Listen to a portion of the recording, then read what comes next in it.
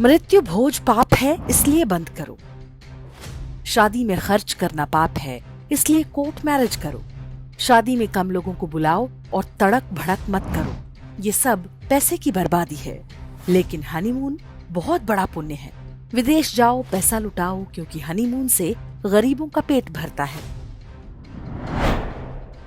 परिवार, रिश्तेदार, गांव समाज, पड़ोसी, गांव के परिचितों और हितैषियों को एकजुट करना, उनसे मिलना और पीढ़ियों से चले आ रहे व्यवहार को अगली पीढ़ी में सुचारू रूप से चलाए रखने के लिए मृत्यु भोज या शादी की न्योते दिए जाते रहे हैं, ताकि हम समझ सकें कि हमारी रिश्तेदारियां कहाँ कहाँ हैं, हमारे पुरखों के संबंध और व्यवहार कहाँ कहाँ और किन किन लोगों से हैं। आज हम लोग पार्टी करते हैं तो कुछ दोस्तों को बुलाकर एंजॉय करते हैं, क्योंकि अच्छा लगता है। लेकिन ये कभी नहीं सोचते कि ये भोज भी एक तरह की पार्टी होते हैं।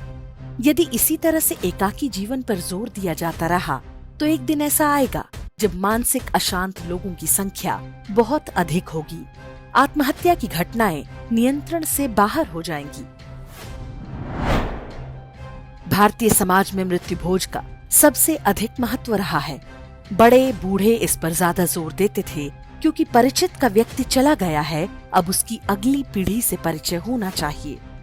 शादी में भले न जा पाए, लेकिन मृत्यु भोज में जाना आवश्यक माना जाता था।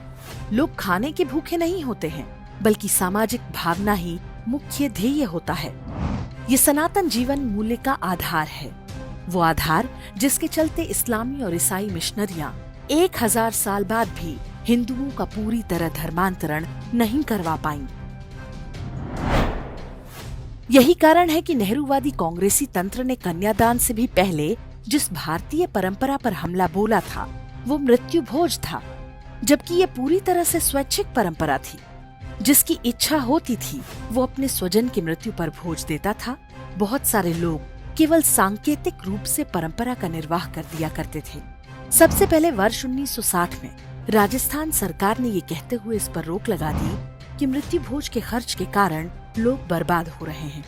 इसे अपराध की संज्ञा दे दी गई और मृत्यु भोज करने वालों पर जुर्माने और 1 साल तक जेल का प्रावधान कर दिया गया। मानो ये कोई ऐसा अपराध हो जिससे समाज के लिए खतरा पैदा हो गया हो। ये बात सही है कि हिंदू समाज में ही कुछ लोग मृत्यु भोज को उचित नहीं मानते।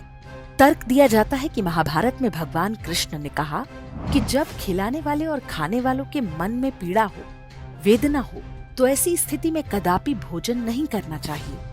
लेकिन ये बात भगवान कृष्ण ने दुर्योधन का आमंत्रण अस्वीकार करते हुए कही थी। हमें बचपन से पढ़ाया जाता है कि मनुष्य एक सामाजिक प्राणी है, लेकिन सामाजिक भावना का जिस प्रकार लोप हो रहा है, उस हिसाब से मनुष्य के अस्तित्व पर खतरा बढ़ रहा है। हमारे पूर्वज बहुत बुद्धिमान थे, जिन्होंने ऐसी व्यवस्थाएं बनाई जिनसे सामाजिक भावनाएं पोषित होती थीं।